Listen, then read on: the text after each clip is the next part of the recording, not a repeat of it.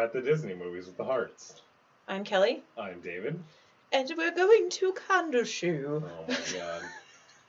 Yeah, I guess we are. Well, I mean, that's the name of the movie, right? Candleshoe from 1978. Not to be confused with what we thought it was, Hot Feet. Okay, yeah. Well, no, last week we were like, what is it about? And you were like, Hot Feet. Well, yeah, because it's candle and shoe. I don't know anything about no hot feet. Jodie Foster's a con artist. Welcome to Candleshoe. She's pulling a scam in England. I found the clue. But she's in for a surprise. In the back of my mind, I thought this was going to be about, like, a horse that was named Candleshoe. Fair enough. But that was definitely not what it was about. I don't think with 300 guesses you would have guessed what this was about. No, definitely not. It was definitely a big surprise, for sure. Yeah. So we both had never... I think I'd heard the name Candleshoe, but I had no idea. No, nothing for me. Like, this is... No. Not so much. Nobody's heard of this. No, definitely. It's one of those weird 1970s live-action movies that we haven't gotten in quite a while. Yeah. It's been a minute. Yeah, it's been quite a while. It definitely calls to these movies. It does have a certain style in a number of ways, which we'll get into. It sings the song. Certain calling cards that these live-action Disney movies from the 70s and 80s specifically have. 70s and 60s, I would say. Yeah, Yeah, and a little 80s. That's probably true. Yeah. There were vibes. Wait, what vibes? There were some Herbie Goes Bananas vibes. Yeah. There were some Bullwhip Griffin vibes. You know, I was thinking the same thing. I don't remember what part it was. Maybe it'll come up when we talk through it. But I was thinking the same thing. I was like, oh man, yeah. Towards the end. Oh wait, yes, that is what it was. Yeah, I was like, oh, okay, that's where we're going. We're going all the way back. Yeah. So should I read the synopsis? Yeah, do it. Okay. It's categorized as coming-of-age family comedy crime. Welcome to Candleshoe, a stately English manor where a swashbuckling pirate hid a fortune in Spanish doubloons centuries ago. And that's what young orphan Casey and a sly con man are determined to find. Casey eventually discovers there may be an even greater treasure at Candleshoe. ... But she must dupe Candleshoe's widowed owner into believing she's her long-lost granddaughter. Do you want to do that again? What do you mean don't want to do that again? It's doubloons, and you just stumbled a couple times. I'm just asking. Fine, I'll do it again. I'm just asking. No, it's doubloons. Doubloons. Doubloons. Yeah. What does that mean? It's a Spanish coin from back in the day. Okay. What did I say? Doubloons, something. Doubloons. Okay. Doubloons. Doubloons. Welcome to Candleshoe, a stately English manor where a swashbuckling pirate hid a fortune in Spanish doubloons centuries ago, and that's where young orphan Casey and a sly con man are determined. That's what young orphan Casey and a sly con man are determined to find. Casey eventually discovers there must be an even greater treasure at Candleshoe, but she must first dupe Candleshoe's widowed owner into believing she's her long-lost granddaughter. You tripped me up with the doubloons. I stuttered on it. Yeah, but you stuttered the first time even worse. Maybe we'll just leave it in. Yeah, maybe we'll see. So, I mean, I guess that's kind of accurate. This movie is weird. It's so weird and predictable, sort of. And it starts out super rapey. Like, oh man. And I didn't think that was LA. I thought that was New York. That was weird. I thought that was New York too. I didn't think it was LA, or I thought it was some of like Boston maybe, or like some other but city. That did not look like LA. The place, the apartment they went to didn't look like LA. It was really weird. Yeah, no, it definitely did not. There was no beach. Like it didn't really set the scene. No beach smeech. Like even just. But when you think about California, you think about the beach. So it's like. I guess. I mean, you don't think about like alleys and those close quartered kind of like apartment rights and like stuff. Street basketball games. That's generally like a New York. Yeah, you think thing. of like wide open spaces and tall towers. And cool surfer dudes, bro. Like palm trees and stuff. Like, yeah. I didn't see a palm tree. I didn't see anything that indicated it was. Well, so I think. Well, okay, and here's the other problem. She has a New York accent in the movie. You're right, she does. Yeah. Is that Jodie Fisher's real accent though? I think isn't she from the East Coast? I think so. And that's the other. They didn't. I think the whole thing was actually probably shot in England. because It said did say that it was. So they probably shot that in some part of London. But it did not. Yeah, that would have checked out. It didn't look. It looked more London than L.A. Like it was. That was very distracting. Once you found out it was L.A. Yeah. No, it was a what? Yeah, it was a little weird. I mean, because all of my notes are like, oh, dirty kids in New York. little bastards spill oil at the beginning. It just didn't. I would have never guessed. Yeah. No, it was definitely. Yeah. Very Herbie Goes Bananas. I think that's the closest to this one. It was really Herbie Goes Bananas. In multiple parts of it. Yeah. So the director Norman Tokar, whatever. He hasn't really. He's done a couple of these live action ones that are on our list. So Cat from Outer Space and Apple Dumpling Gang. Those are 2 live action ones that we're gonna have to watch. Oh, okay. And 1 episode of MASH. Oh, there you go. Now, see, the big stars are the people in this movie. I mean, they had some really good actors. Yeah, like David Hiven. How do you pronounce it? Niven, I thought it was. Niven. Oh, Niven. I just wrote it weird. Yeah. I can't read my own handwriting, apparently. Played the butler Priory. And he was really good. He was the best. And he was the Pink Panther. He was Bond in some weird non-James Bond movie. Oh, Casino Royale. That's a James Bond movie. Well, I don't think that was an official James Bond movie. That's why I say that. Oh, maybe that's true. But they made a new Casino Royale that, Yeah, but and he's just a hugely prolific actor. Yeah, I know he has a big range. And even the grandma, Helen Hayes, a big actor, she was really good. Jodie Foster was really good. Jodie Foster was incredible. She was it's about her, but I always knew that she's a good actress, but she was really good as a child actress. I mean, she was bigger and buffer than anybody else in the movie. She is very masculine, that's true. Yeah, it was something but else. She was really good. Oh, she was amazing. She was flawless in this movie, which is just weird. Well, and I've never seen Taxi Driver, but I think she plays a similar character in that movie. She's like a young girl, and I've never seen that. Yeah, and I think that's a year or 2 after this. Yes, and I think that was her big break or whatever. But yeah, well, no, I mean, I think she's been famous since she was a kid. Well, yeah, she's a kid in this. Well, but even before this? Yeah, I think she was in Tom Sawyer before this. Oh, okay, that would make sense. Yeah. So I didn't really recognize the villain, Leo McKern, but... He'd been in a whole bunch of stuff, too. I mean, he was good. No, he was really good. The only movie that he was in that I was like, oh yeah, I've seen that is The Blue Lagoon, which was that weird movie with Brooke Shields. It was her first movie when she was a teenager, but a long time ago I saw that. Yeah, and that's, was there anybody else in there that stood out to you? No, I think everybody else was kind of a bit player. Yeah, they actually had a lot of actors for this movie, a lot of different parts. But and I thought I recognized the lady who played, what is her name, Carol, or the sister? Grimsby or whatever. Yeah, but I looked her up and I was like, oh, maybe I don't recognize her. Yeah, I just think that she looks like 80% of those kind of ladies. Yeah. When the movie begins, we both thought it was not L.A. Yeah. It looked like dirty London or dirty New York. I thought New York too, actually. And there was a big swinging intro of music that just it totally defied the rest of the film.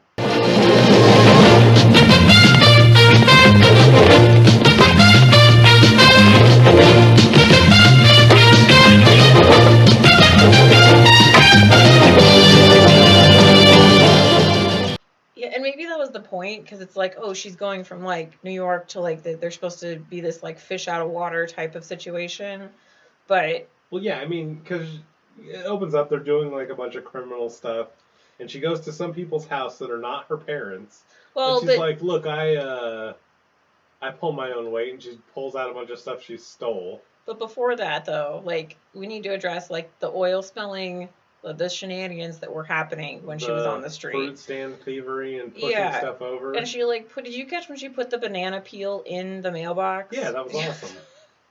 Yeah, she was a hooligan. But the oil part, that was very Herbie. Yeah, it was very Herbie. Reminded me of the end scene of Herbie where...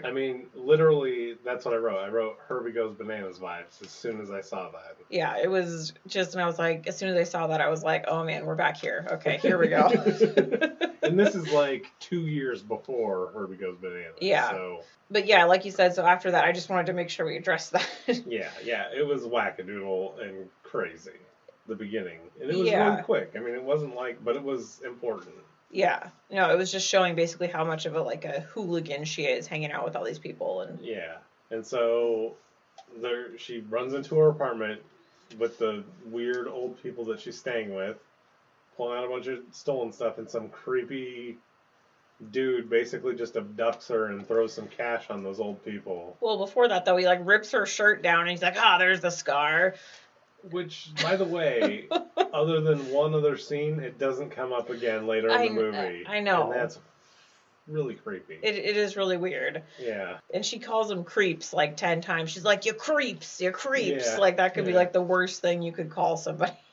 And she doesn't know where she's going. And he just takes her to this hotel, and it's just so creepy. Yeah. He's Mr. Harry Bundage. Here. Well, not yet. I guess we do meet. No. He throws her in the bath first. The private eye guy. Yeah. Oh, that's right. If that wasn't. Which is ultra creepy. It's and you're gonna take Bundage, a bath. Kicks the door in to come check her scar. Yeah. It's why doesn't anybody knock around here? And then that's the last time the scar comes up. Yeah, exactly. I forgot that there was a different guy that went from her. A really a second rapey scene in a row of her with a towel around her and this dude getting his filthy little paws all over her. Yeah. It's a little gross. It was a little weird, and he's like, put this dress on, and and she's like, whoa, a dress? It's like he was trying to groom her or something. It was gross. Well, I mean, in a way he was, because... I guess. So it was really weird, because as soon as then he took her to the house with the sister, and they started explaining, Well, okay, so let's not gloss that over. He took her from L.A. to London. Yeah. He's like, look, me and you are going to con these people. She bargains to get 10% from him. Well, so when that was happening, so for some reason I thought that was when they were already at the sister's house, but when they were he was explaining to her about, apparently there's this old lady and her daughter died, her daughter died, and then her son-in-law took the granddaughter. Kidnapped the granddaughter. And no one knows what happened to the granddaughter. Yeah, because the dude died in a car accident in L.A. So, and then he's like, we're going to trick her into thinking that she's you. That's essentially the plot of the Disney movie Anastasia, is these two con men are going to trick some old lady into thinking that she's Anastasia. And so that immediately I was like, I see where this is going. I had no idea, but yeah. But this was, okay, so in the opening credits, this is based off a book called Christmas Candleshoe. And there was no Christmas. So at first, that threw me off, because I was like, there's going to be a Christmas type of vibe. I feel like that the person's name was supposed to be Christmas Candleshoe or something like that. No, Candleshoe was the manor. No, I know. But you meant the... I don't know. I don't know. We'll see. Maybe we should read the book and find out. No, hell no. No way. So yeah, then he takes her to London. Or England or whatever. And after he hits her for at least one time. Little Miss Clever Dick. There was a lot of weird, British slang in here that I was like, wait, what? Yeah. And that's when we meet Clara Grimsworthy. Yeah. His cousin or sister. It's his sister. Yeah, which is just... Yeah, I got a little creepy vibes from that, too. But she used to work at Candleshoe, and this is... Yeah, it's basically her con, but he's kind of driving it. Yeah, because basically she found some will from so there's an ancient Spanish, what was he? He was a pirate, but they called him a privateer. No, he was English. Oh, I thought he was Spanish. No. Oh, he stole the stuff from the Spanish people. Yeah. Okay, so, Since he was a royalish British guy, he was a privateer rather than a pirate. So they have the will of the guy, and it's supposedly, it's the first clue to, some sort of lost treasure. Yeah. Which, I mean, it is. And then, the easiest treasure hunt ever. And you think somebody would have found it by now. Well, I guess the whole key was nobody found the will before this crazy broad. Right, because she found it, inside of a bedpost or something? Yeah, she was cleaning clearly and found it, so... That's right, okay. So that makes sense. That was the whole problem, is nobody had found the dang thing. But I mean, because the old lady solved it, all right away. She knew all the clues. Yeah. It was clearly left for his family to know where to find it. Yeah. Exactly. But they basically are teaching her all of the facts to be this little girl, which I'm like, if you disappeared when you were 3... Yeah, of course you would hate boiled liver and fish. How much are you going to remember? Why would you still like rice pudding, maybe or maybe not? You wouldn't... It was a little weird. The only thing that really stuck out was the strawberry rash, but of course she passes all these tests. Okay, well, we'll get there. But they're teaching her, and so then they finally just take her to they call and they take her to the estate. They make an appointment. Yeah, and there's like, as they pull up, there's like random peeping kids all over the place, and I was like, oh, what's this nonsense? And see, they were saying something about her being the Edmund the Fourth. So I thought she was supposed to be the fourth grandkid, and those were the other real grandkids, but that turned out not to be true. Yeah. No, these were all just imposters. They weren't imposters. No, They're kidding. Just borrowed. Yeah. She was lonely. They were kind of slaves-ish. Yeah, kind of in a way, and then but they were just keeping her company. Happy slaves? Yeah. So they go to Candleshoe, which is this gigantic castle-esque estate. Yeah, and Jodie Foster, or Casey, or Margaret, or whatever the hell her name is, we'll just call her Casey because that's her actual name in the story. She's just being all cheeky, and she's like, oh, look, what a shack. Yeah. And see, that's the thing. The whole time, she just spoke like somebody from New York. Yeah, exactly. That was, when they said, oh, no, she's from LA, it was so off-putting. It was like, what was the rest of this movie? Yeah, they really should have just made her from New York. That would have solved a lot of their problems. Yeah. It was a big plot hole. But that's where, like you said, they give her all these tests. Like, well, the butler. The butler, Prairie, was like, oh, would you like some strawberries? She's allegedly allergic to strawberries. She's like, oh, no. And she just passes all of his tests easily. Yeah. And then old lady Edmund, the whatever, realizes what's happening. So she goes out and she's like, what are you doing? Blah, blah, blah, blah. Like, takes him out to the hall and... Like, you're being a little too obvious. Yeah, and meanwhile, while they're doing that, because they have given her rice pudding, and she dumps the rice pudding in the flower pot, which is also not something that comes up again, which would have been funny for them to find it later. Yeah, it would have been pretty funny. So, and then when they come back in, Casey tells the old lady, I'm not your granddaughter, and goes on this whole thing, and it's obvious to all of us, at least, that she's knows what she's doing, but the villain guy is freaking out. Yeah, he's losing his... Because he thinks she's blowing it. Yeah, he's... Oh my god. Because he's not a good con man, really. No, he's just like a blumbering idiot. Yeah, he'd rather like go in and hit him over the head with an iron pipe. Yeah. Than actually do any work. No, he's just ridiculous. Yeah. And then the thing that seals it is, oh, why do you keep staring at the fireplace? And she's like, oh, I remember her having a hiding place. And there's a hidden brick, and they pull out a little music box, and they're like, oh, do you remember this? And she like hums it because they were teaching her the Greenslave song. And somewhere right in here, I don't know why I made this note exactly, but I think I'm starting to remember. Jodie Foster's a fucking weirdo. Like, she... Like her character or her as a person? Her. Like, you can just tell, like, the way that she's acting and kind of the way that she looks, like, she's a weird broad. What do you mean? I don't know. She just puts off just the most crazy vibe. Correct, sir.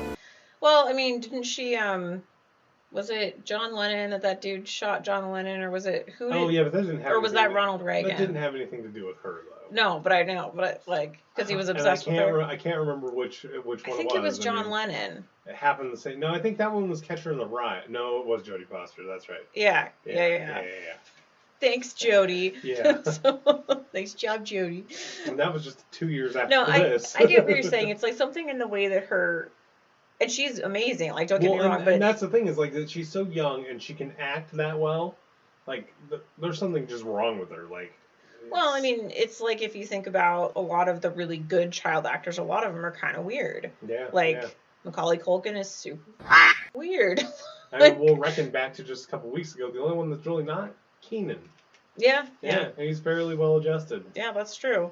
It's very true. But, yeah. But I get it, because it's something in the way that her eyes, like, there's, like, not really a deadness, but, like, there's something. Kind of, yeah. And a little craziness, yeah. I mean, it's just But she was great. What? Like, we don't want to take it away from her. I'm not trying to say anything bad about her, but yikes. No, I totally agree. I completely understand. It's like you can't really describe it. It's a weird thing. Yeah. But so basically that, like, seals the deal for the old lady. She's like, oh, you are my granddaughter. Yeah, the old broad is just convinced of that stupid box. Yeah, because because she, like, knew what it was going to be, and she's like, I don't know what that was. But then there's, like, a weird scene where Mr. Bundage Harry and Clara celebrate. They're just like dancing around the kitchen. I'm like, oh, all right, because they're celebrating because they have gotten through the first step essentially, and it was like a 2-second thing. Yeah, it was a weird little scene. She's like in her room. The grandma comes in and gives her like her stuffed animals from when she was a kid, and she like immediately says, "Oh, it's Pingly, Wingly," and I don't remember what the names were. Yeah, some terrible name, but it's really Winnie the Pooh and Piglet. Yeah, that's what I wrote down too. I was like, oh, note. I wonder if Many Adventures of Winnie the Pooh came out around this time too, and that was like a subtle promo. It was right around this time. Yeah. I can't remember if it was before or after, but yeah, it was right at this time. Yeah, but she's like, oh, and the old lady's like, oh. And so she's like hitting all of the notes to keep convincing this old lady. She's doing a hardcore con job. Yeah. But then, like, the next day, that's when we meet all the children helping Priory, and I was like, oh, they're servants. Yeah, they're slaves. But they're really. Cooking and cleaning and... Yeah. There was a stupid line here that made me laugh, where the one little kid like threw something to her, and then that older weird kid was like, "Hey, well held," and I'm like, but I was like, "Hey, well held? What does that even mean?" It just means good catch. I know, it's just so British. Like, yeah, and that dude was super British. Oh my god. Oh yeah, he really was. He was. But then, and there was just, this is where it got real weird for me, like where Gipping shows up, and it's actually Mr. Priory dressed up as the servant, and I was gardener. Like, yeah, and they're basically like tricking her into thinking, or they think they are. Yeah, that's true. Into thinking that the gardener is still there, and he gets all sassy with her, which I'm like, why would you do that? Why would you be real, man? You got to keep it real. I know, but pretending. I don't know what he said, but he was supposed to be like some Irish gardener or Scottish gardener or something, and he was basically like, "F you and your roses. I do what I want." Yeah, the roses are ready when they're ready. So that's the way it is it? Crotchety, am I? If I'd known there was to be a grand party to assassinate my character, I'd have washed my hands and put on my Sunday best. And right at this point, I wrote, "Old lady likely broke." Oh, you did? Yeah, okay. Because it was predictable. Oh. I was like, okay, yeah, clearly she can't afford any help. Gotcha. I didn't write that down at this point. I was just like, oh, okay. But then there's like a random scene where her and the old lady are just walking around the manor. Well, she's showing her around. I mean, that's pretty normal. Yeah, but then she's like basically like, oh, I don't remember my family, and you gotta come out swinging every day or something. And the old lady's like, oh. Well, yeah. Oh my God, you're street trash. Yeah. What have I done? Yeah. No, I think she just feels bad for her. And then what happens after that? The grandkids are very skeptical. They're like, "There's nothing wrong. This isn't the grandma's kid. Oh, it's not right, our grandchild. right. We're gonna find out." So the little acrobatic kid brings her a piece of garlic at night. Right. Trying to get some information, I guess. I think he was just being cheeky. So this is one of those scenes, well, right, but it came right after the kids were like, oh, I don't trust her, blah, blah, blah. It's one of the scenes that led to nowhere, which made this movie... really weird. And not very good. Like, there were a lot of, like, dead ends where it was like, oh... Oh, okay, sure. All right. If that's okay. That's where we're going to go. And it went nowhere. Yeah, because then he just leaves her room and she's like, oh, is everyone else in bed? He's like, yeah, just me. So then she goes out with her gigantic flashlight. Which, clearly, as we see, it's not an issue for her to be going into the library at night. So, because she's in there and then Priory comes in. He's like, oh, you're looking for a book? So was I, blah, blah. And that's basically where he explains that they're broke because she confronts him about the gardener thing. Yeah, and he's like, yeah, I got to do the plumbing. Like, I'm you know, we do it all. Like, it's like her first little tug of like, oh, this isn't what I thought it was going to be. Yeah, so she's starting to realize like, oh, these are actually good people. Well, I don't know about that, but she understands that there's not a pot of gold at the end of the rainbow. Right, exactly. And then also. Before this even went in there, because the clue, I don't remember exactly what the first clue was, but it was like the sunrise student. Oh, yeah. And I was like, oh, yeah, you have to be in there at sunrise. You're going to see something. Of course. Duh. Yeah. It was super obvious, and here the dummy is waking up at sunrise. Oh, there's the next clue shining on the wall. Yeah, and at some point on my page here, I was like, I bet she will find the treasure and give it to Priory and not the bad guy. So she finds the second clue, and it says, the paths of glory lead but to the grave. Yeah. Oh, do you think it's in the cemetery? Yeah. I don't know what that means. So bad. And then the weird-looking Irish girl threatens her. Clooney, yeah. This was actually, I think, one of my favorite parts. When they get into a fight. Oh, but that's later, Is right? it? Well, no, because... Oh, no, I just didn't write down the fight. Yeah, no, because they're doing, like... No, it's a little after this. She threatens her first. Oh, well, yeah, because it, like, leads into the fight, because they're just, like, doing all the jobs. Because, no, because then we see that Priory has yet a third costume as the driver. Oh, that's right, he's the driver. Okay, that's the part I missed. Who is an alcoholic and is not always available to drive, which is really just because he can't be everywhere at once. Yeah, that's right, because I wrote down Priory is just doing all the jobs, but then I didn't clarify what that was. And she remembers all of his little stories and helps... That is actually a little clue that she knew what was going on the whole time. Yeah, And none of us caught on. No. None of us caught on. But and the kids are working hard, and Casey's not. She's going to read the book. Yeah, she's going to try and find the grave. She's being a little... Well, I mean, she's the boss. She's the boss. She's the granddaughter. I mean, that is true. Flexing on him. If you're going to stay here, you've got to help. Around here, you're the help, and I'm the boss. And that's when Cooney attacks. Clooney? I thought it was Cooney. Clooney. Clooney. Because I remember thinking it was like George Clooney. Oh, yeah. But it's Cluny. Clooney attacks. And they have like a tomato fight. Well, she pulls a whole tomato plant out and whips it around her head, which was hilarious. But, I mean, Jodie Foster's like the Incredible Hulk. Yeah, she basically just takes down everybody, boys, girls. Yeah. I mean, because she is bigger than everybody else. Like, just like... Yeah. And she's kicking their asses, basically. And then the little girl... The little racist karate scene? Yeah, where she's like, meh. And then Casey is like, really? And then she, punches her, like, jabs her, dunches her or something. And basically then they're like all tumbling around and they end up in the water and the boys come to investigate and then they end up in the water and it's like a whole thing. Yeah, they all fighting and they're like, oh no, wait till, grandma finds out. Yeah, so they're at the table. Everybody has their little wounds. The little Asian girl's got a cut on her hand. Cooney's got a cut on her lip. And Priory can see, he sees what's happening. And, Casey has her, hair covering her face, and Grandma's like, oh, take that out of your face. And you're like, oh, no, she's going to tell on them. But then she doesn't tell on them. Yeah, she covers and says, oh, I tripped over a hose and a rake and fell in the water. Yeah, exactly. And that's when you can see her starting to change a little bit, too. Yeah, I think that's in her nature, though, is to never rat anybody out. Yeah, that's true, because that would have been from her childhood in New LA. Yeah. Old LA.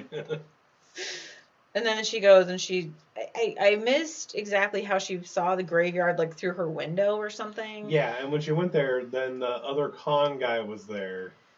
He's Mr. like, we saw it too. I'm like, how did you see it? Yeah, and he's choking her out a little bit and roughs her up and don't you think you can't tell us what's going on? And it's she didn't even have a chance. Yeah, it was at night. What's she gonna do? It's clear that he's a psycho. Yeah, because they threaten her that a kind of a detailed thing of that she's gonna be eaten by the fishes, and the sister is like, have you ever seen anybody be eaten by the fishes? And blah blah blah blah. And she's like, oh, so they're basically like, we'll kill you if you don't help us. Yeah, it was unnecessarily aggressive. Those people weren't too aggressive, and that right there, they just turned for the super aggressive. Yeah, for no reason. You've been waiting all this time to get the treasure, and now all of a sudden you're going to be crazy. Yeah, because you couldn't figure out the clue in one day. Yeah, it was a little weird. And then the next day was another one of Priory's characters, Colonel Dennis. and they're at tea, and then Casey's like, oh, I'm going to mess with him. Yeah, she blows up his spot. Yeah, because then he's terrified of horses. And they're like, oh, show me how you ride your horse. And the other kids kind of join in, too. Too. Yeah. Like, oh, please, yes. Well, and now that you know that the old lady knows, and she's like, oh, yeah, please do it. Indulge us. I'm like, you saucy lady. It really does make the whole movie better. I mean... Like, at the time... There's no spoiler, but, I mean... Yeah, the old lady knew the whole time, and it makes it hilarious in retrospect. But during it made it kind of terrible. Yeah, but like afterwards you're like, oh, okay, that was funny. And then after that, so basically they have to make up like 100 pounds because they have to pay the taxes because they're living like... Yeah, I mean, but the whole scene where he rides up on the horse, that's more Herbie territory. Oh, yeah, 100%. That's like... Yeah, no, that was completely ridiculous. Like, it was something. So they need to make up 100 pounds. So they go to essentially the farmer's market to sell their goods, their eggs, their veggies, their baked goods, their jams. I guess really truly farmer's market. Yeah. And Casey whoops out her big ol' hustle. Yeah, very New York style hustle, but whatever. Like, it's not LA, but... Slinging it all over the place. Very American style. Yeah, because she, like, instead of, like, they have big eggs or small eggs, she's, like, enormous. Large and enormous. And then, like, she gets all the other kids involved, and then Clooney is like, oh, it cures, blah, blah, blah. And the Peter kid is like, you can't say that. And she's like, we're selling them. We can say what we want. Yeah. She said it cured, like... Something and wind. Scurvy, something and wind, yeah. Yeah, the wind was hilarious. Yeah, it was funny. Means it cures farting. Yeah, no, that was really funny. But then basically, and this part didn't really make sense to me, there's a storm starting. Priory decides to give the box of money to Casey. Well, and he said go back because Grandma gets scared of thunder. But why would he give her the money? Well, just because to get it out of there. I guess. That's the first thing you want to make at home with. I don't know. It seemed weird to me, but when she gets back to the house, all the lights are out. Harry like breaks in on her. Mr. Bundage. Like roughs her up a bit. Then she goes to like the grandma's like coming down, and she kind of distracts her, gets her sent off, and Harry steals all the money. Well, of course he does, because he's a slime ball. Yeah, he's like, oh, these will keep the loan sharks off for a while. And he's like, she's like, they're going to have to leave. He's like, great, then the house will be empty. Like, yeah, and she's like, no. So this is where she's completely turned. She's trying to do everything she can to stop him from stealing the money. She stands out in front of the car. And he basically runs her over. Gets run over. She holds on to the car while it's still pulling away until the car basically, they're going so fast it flings her off into the woods. Into a tree. She gets knocked out, and then we wake up with her in the hospital. Yeah, and Candleshoe is being auctioned. Yeah, Candleshoe's being auctioned. Happened just like that. They didn't make their taxes and their rate and their note. Yeah. Which, I mean, yeah, clearly in England back in the day, I mean, I'm sure it was like ridiculous amounts. I mean, I'm sure it still is, but... Yeah. But then it goes back to the house and they're packing up and, like, everything. And this is where the old lady tells Priory, she's like, oh, yeah, I knew the whole time. Yeah. Like, we're all playing games with each other. And so she knew they were broke, clearly. Yeah. This is where I put Bullwhip Griffin vibes. This is where it got Bullwhip Griffin vibes. This is like the beginning of Bullwhip Griffin. Oh, you're right. Because you're right. Because they had no money and blah, blah, blah. Yeah. And it's like everybody's starting to be honest with each other. It's that's true. What? But they, like, have this scene where she's like, put this record on the gramophone. And I don't know what the difference is between a gramophone and a regular record player. Yeah, I'm not sure either. It may just be literally the difference between Britain and America. Maybe. Because she's like, put the record on the gramophone. Yeah. Priory. Yeah. And then they're dancing around all over the place, and it's like, okay. Yeah, so that's a really odd scene. It's very odd. And the kids go and visit Jodie Foster. And they basically are like, are you sure that's what happened? Like, they're suspicious of her. They know she's lying. And they make her feel guilty, because they're all like, we have to go back to the children's home now. And she's being a dick at first. But then when they're leaving, she, like, runs after him. She's like, wait, I have to tell you, Queenie, something. Yeah, Queenie, the rest of you. She calls Clooney Queenie. Yeah. Which, that makes sense. And so they tell her, and clearly they tell Priory and Granny, but do they tell her the whole story? That she was in on it from the beginning right there?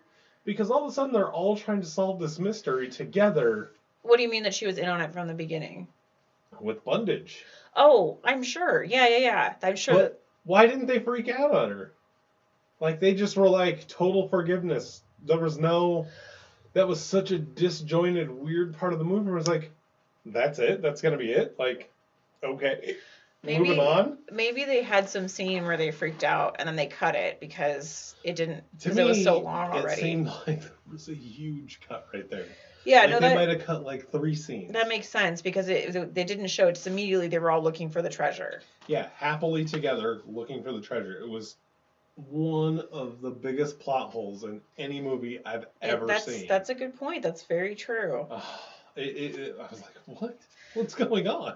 Well, because then they're just like, okay, we got to hurry up and get to the end now. Because then they go and they're like, oh, it's in the painting. And then Priory's like, oh, crap, I sold the painting at the market. So then they have to go find the guy. And the guy's like, I sold it. Ludicrous train chase with the car. My God. I can't. So this was like... More Herbie, where they're like being chased by the bad guys, and they're like, it's like they're going along in the same old style car. Yeah, swerving and curving, and they're like, we're gonna flag down the train, and I'm like, right, you're gonna flag down the train in your old, and like I don't even know what time period this is supposed to be taking place in. I think this was supposed to be in the late 70s. But they have a car from like the 1900s. No, they have a car from the 1900s. I know, but like. Mr. Bundage has a car from the 1970s. That's true. But, okay, your 1900s Ford Model T or whatever it is going to stop this, going to flag down this train, going to catch up to this train. Yeah. So somehow they catch it. With time to spare. They park across the tracks. Oh, this has good brakes. And the old lady's like, okay, great, I'm going to stay here. And he's like, she's like, well, you said it would stop. I'm like, oh, you're a brave one, aren't you? Well, maybe she kind of wanted to die if this didn't work. I mean, and that's kind of what I was thinking. I was like, oh, okay, you're going to get like emotional right here? Because, I mean, really, like, what does she have to live for if they don't solve this? Like, she has to go to an old folks home? Yeah, and then the train, of course, stops. And I'm like, yeah, right, trains take forever to stop, especially old trains. I will give this that. It only had 3 cars. It probably could have stopped. Really? 3 cars? That's nothing. Like, that was a tiny, tiny, tiny train. I don't know. I'm skeptical. I'm very skeptical. But then so they stop and they look at the painting, and of course, in the painting, it says, like, it's in the Great Hall of the house. Something about look up, look down. Look on it, yeah. And it becomes clear why that's what it said, look up and down. It was on the floor, but up in the air. Yeah. Yeah. But... So then they go back, and Mr. Bundage and his whole crew are, like, tearing the walls apart. Gang is, like, tearing the fireplace apart for some reason. Oh, my God. This scene. And we have the most wackadoodle scene in any movie we've seen so far. You think so? Oh, yeah. More wackadoodle than the end of Herbie with the plane. Are you kidding? Okay, it was pretty bad because... all the kids are fighting all the adults, and they're, like, pushing them over, and the adults are just like, doom, doom, doom. Yeah, like, putting buckets over their head, and it's, like, debilitating. And throwing flour on them, like bread flour, and the guy's like, ugh. And squirting a, like, soap suds fire extinguisher at them. Yeah, and keeping in mind that this whole time the old lady's just standing in the corner like, oh. I mean, the only one that was believably doing any damage was Jodie Foster, because she was about as big as the adult men. Like... And there's, like, just on the wall, so everything is moved out of this house, packed up, but on the wall there's still, like, weapons. Well, there were still things in there. I was okay with that, because those things would have been, like, relatively heavy, kind of the last things you might take out. But how many weapons are you going to have hanging on the wall? In a British house? I don't. There was a lot. There was a lot. To me, it seemed like an excessive amount, because at some point... I mean, you're talking about a castle. Yeah, I guess. I don't know. It was too much. Because Priory and... Bundage are fighting with multiple different weapons. And they both are really bad at it. Yeah, well, yeah. Priory is dandy. It was like I was watching the end fight scene in Bullock Griffin. Yeah, it really was. Mixed with that little mini freak out by the king in the animated Cinderella where he's just swinging things around crazily. Yeah. Remember that? Yeah. And then there was one other one I was thinking that I was like... The airplane scene of Herbie Goes Bananas. Yeah, it was it's like those three movies mixed together. I was like... But in slow motion. Because they were moving super slow. So slow. And I was like, okay, so here's where you're going to get him. I was like, oh, no, you're going to go around, okay. And no, like... Oh, here's another weapon. Okay, no, you're going to... Oh, nope, another weapon. And like, at one point, they're going up the stairs, and like, the sticks keep getting stuck in the banisters or something, and they're like flipping over tea kettle all over the place. And it was so... And I didn't really know exactly what was happening. Well, yeah, I mean, there was no way to keep up with what was happening. And, like, at one point, Priory had, like, these two swords that were, like, stuck in the middle, so they were, like, scissors. That was at the very beginning of the fight. That was at the beginning? Oh, my God. It was... And he cut his tie off, and he's like, oh, you cut my Regency tie, or some crap like that. And that was the part. They got to the top of the stairs, and Jodie Foster comes in, and what does she do? She doesn't, like, Spartan kick him down the stairs. She tickles him. Tickles him, yeah, and... Instead of falling down the stairs like one would, he manages to run backwards down the stairs, bowling every single henchman that they had behind him and out the front door. And then the old lady slams the front door and is like, and don't ever come back. And they're like, barricade the door. Oh, and then meanwhile... Casey, Jodie Foster, had sent the oldest boy and Clooney. They're like, go get help. Did that boy have a name in this movie? Peter. Oh, okay, yeah, I guess so. I think it was Peter. Yeah, and he sent those two to go get the cops. And so they've been gone during this whole fight. But essentially, yeah. But then, so they barricade the door, but then all the bad guys show up in, like, the window or something. Yeah, they, like, break through probably one of the grand windows and, like, ah! But then they, like... What Jodie Foster like pulls the rug out because this whole movie there's this callback to the grand floor being so slippery. Yeah, because it's been polished for 400 years straight. So as they all run in, including Grimsby, Carla, they all fall and slide underneath this big thing. And meanwhile, this big mezzanine. This entire time, Carla Grimsby or whatever has been falling into like multiple fireplaces, it was like the same thing like 4 times. Getting ashes rained on her, which was funny, but it happens again, and I'm like, okay, but they all knock into this pillar that's been kind of breaking. Yeah, it's been kind of because he hit it with the axe and it went like halfway through it. Yeah, and it's holding up this mezzanine with a giant statue on it. And I'm like, oh, it's a statue of the guy with like a treasure chest. I wonder if it's in there. On the treasure chest.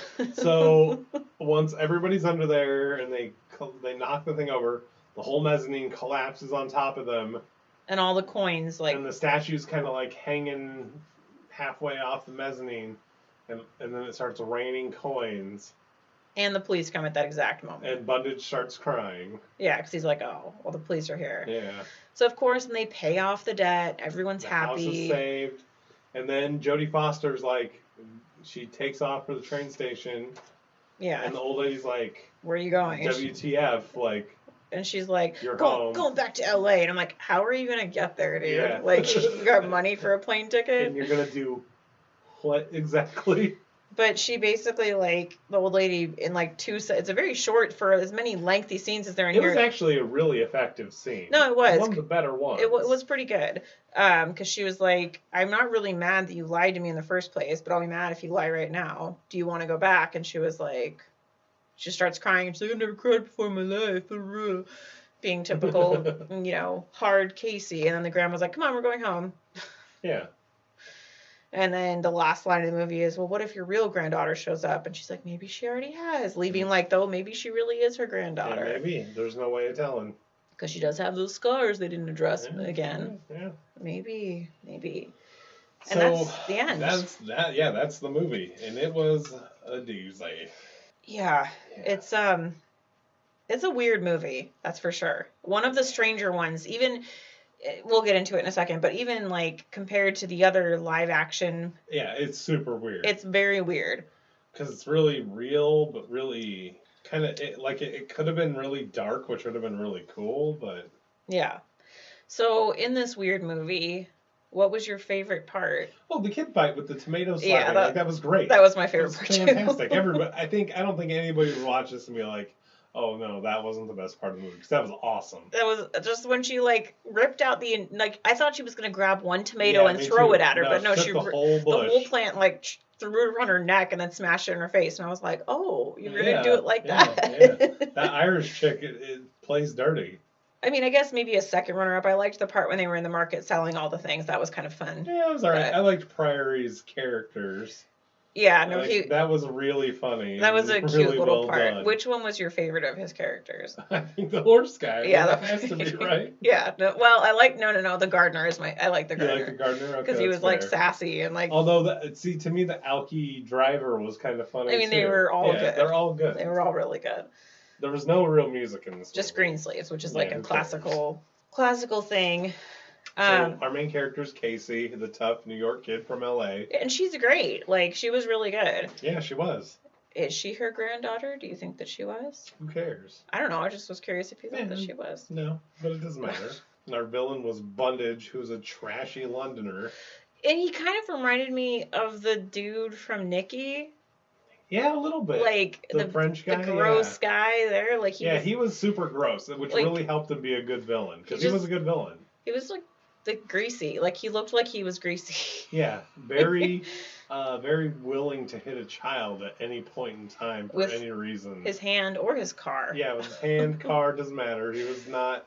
He was a dirtball for sure. You had no problem rooting against him the entire time. Yeah, no, he was, and then his sister is a side villain, I guess. But she was. Yeah, I mean, she was really basically nothing. Yeah. Side characters, you got the granny, Priory. I mean, although Priory is kind of a main character. Priory's Bullet Griffin, basically. They're almost the same person. Yeah, I mean, he really is. But it's like if they made the story about Master Jack and put Bullet Griffin in the background. I mean, kind of, yeah. Yeah. It had very similar vibes to that. And you have, Clooney, Peter, Anna, Bobby, all the kids. Yeah. Mostly it was Queenie. I mean, she was the main side character. Yeah. And, Priory is the main side character, but her and Priory. Well, I almost consider Priory a main character. Yeah, that's true. No, he was really good. I think he was really important. I think he was my favorite character. Oh, yeah. He was really good. Yeah, and then the cinematography, I mean... Classic Disney. It looked just like Herbie Goes Bananas. Yeah, it was definitely not a big budget movie at all. But I mean, it looked exactly the same. So, not great, but whatever. It didn't need to be. What was your biggest surprise in this movie? Or disappointment? So, it's going to seem weird to say, but it almost wasn't wacky enough. Okay, so hear me out. So, Herbie Goes Bananas is so amazing because there's so many memorable wacky scenes. I think that's because they had really great comedic actors. Right, and this movie was it didn't know if it was supposed to be a drama or a comedy. It didn't have quite enough. There was plot holes and I wanted a few more wackadoodle scenes essentially. I could see that. So I mean, I was kind of in the same vein. There was super crazy high quality acting. Yeah. And a totally unexpected subject, but there was no, it didn't tie itself together at all. And the plot holes, if it was a boat, it would have just sank straight to the bottom of the lake. Yeah, no, and so that was your thing, was you were disappointed in the plot holes? I was disappointed in the plot holes and really surprised by the ridiculously high level of acting. Yeah, because when it first started, I was okay, whatever. And because I had never heard of it, I was yeah, whatever. But all of them were really, really good. Right. But that, that is the story. It was predictable, but it had holes in the predictableness. It had huge holes. This could have been 2 movies. I wouldn't have wanted it to be longer, but they could have cut some stuff maybe. I don't know. I don't know how to make this a better movie. I don't know. It's a weird movie. Yeah. And it has that one of the, in my opinion, the traditions of the live action Disney movies is some of the scenes just go on just a little bit too long to get there, the fight scene where at the end. Where you could have used it. Oh, see, yeah. Okay, you could have cut 10 minutes out of the fight scene. Well, not 10 minutes, no, but... you could have cut 10 but minutes then, the like the part where they're chasing the train, like that was like 2 clips too long. Yeah, you could have cut 5 minutes out of that and made it a better movie. It was like almost like every scene was like 20 to 30 seconds too long. Yeah. Like I think a lot of these, if you think back to Swiss Family Robinson, when they were doing like the snake wrestling scene and it just kept going on and on. Oh, yeah. So it's like, to me, a lot of these live action Disney movies from the 70s and 80s or 60s, whatever, that's like their signature. They do suffer from making the wrong scenes extra long and cutting out some important plot points. Yeah, it's very strange. It really is. Well, any other final thoughts that you have about this movie? This movie's hilarious, but it stinks. It's not very good. Yeah, it's not. I mean, I like it, but it's not good. So what was your rating? I'm going to give it a 38%. So we are actually very close. I gave this movie a 40%. Okay, well, there you go. Because, like, it's so weird because, like, when I was watching it, I was like, this isn't very good, but I want to know what happens. And, like, yeah. I wanted to keep watching it. I enjoy it. But it's garbage. No, it's not very good, that's for sure. But yeah. But I kind of liked it still. But I didn't want to railroad it. But also, like, it wasn't in my average range. It's not a good movie. Like, people are not going to find it good. No. I guess, except. Oh no. What do you think the Rotten Tomatoes score is? It's probably going to be like 80% or something. It's 72, and it only has an audience score because most of these old movies do only have an audience score. But 72. That's pretty high. A lot of people like this movie. I didn't think. I don't know. This movie just seems so rando. Like, how could people really? But a lot of those old movies are like that, though. You just get these weird, like, I don't know. But that was definitely not what I was expecting. I had no idea going into it, but I was still like, what is this story? Definitely one of the weirder ones that we've watched. Yeah. For sure. Faux show. So now it's Kelly's favorite part. Yeah. No, I mean, sure. It's just like a little bit of like heart palpitations. Like, what is it going to be? All right, we got number 174, so I think we're in the same range. Probably. It's probably going to be like Candleshoe Part 2. Oh, no, we're not in the same range at all. What is it, like the 90s? Yeah. The 90s, we've gotten a lot of 90s ones lately. Well, I think the 90s are actually the biggest chunk. That actually would make sense, because they did a lot. Well... No, it's the 2000s that are the biggest chunk. They really started to do a lot of movies. Well, yeah, they're trying to make money. The 90s, okay, so you already know what it is? I do know what it is. Is it animated or live action? I don't think so. No, it's live action. It is live action. Oh, 90s live action. So another heavyweights type situation. I have no idea. What is it? It is 1992's Newsies. Okay. All I know is for some reason I think that a young... What was the guy from American Psycho? Oh, not Patrick Bateman. No. That's his character name, I think. Christian Bale. A young Christian Bale is in this movie, and I don't know why I know that. This is a musical.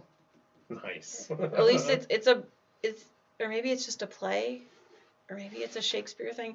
No, that's Oliver Twist. No, I think it's a musical.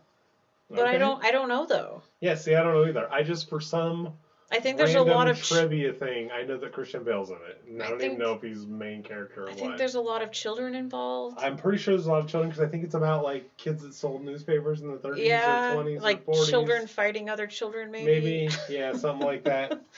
So, I mean, that's what we got. Okay, well, Okay. Well, if people could, follow us on all our social media platforms at the Disney Movies or at the Disney Movies with Hearts. You don't even have to do all of them. Just do one. Yeah, I mean, I'm kind of thinking, like, do we even need to do Twitter? No, like, you have to be... Yeah, at some point. No, we were on Twitter, but, like... I don't think we use it enough to make anybody else. No, but Instagram, we got a lot of good stuff on Instagram and Facebook, so... Yeah. I mean, you can email us at thedisneymovies@gmail.com. And definitely leave us a review, subscribe. The reviews are much appreciated. Thank you for those few of you that have left us reviews. That's super helpful. We appreciate it. We really appreciate that. Yeah, but thank you for listening. We love you, and in the meantime, this has been At the Disney Movies with the Hearts. I'm Kelly. I'm David. Bye!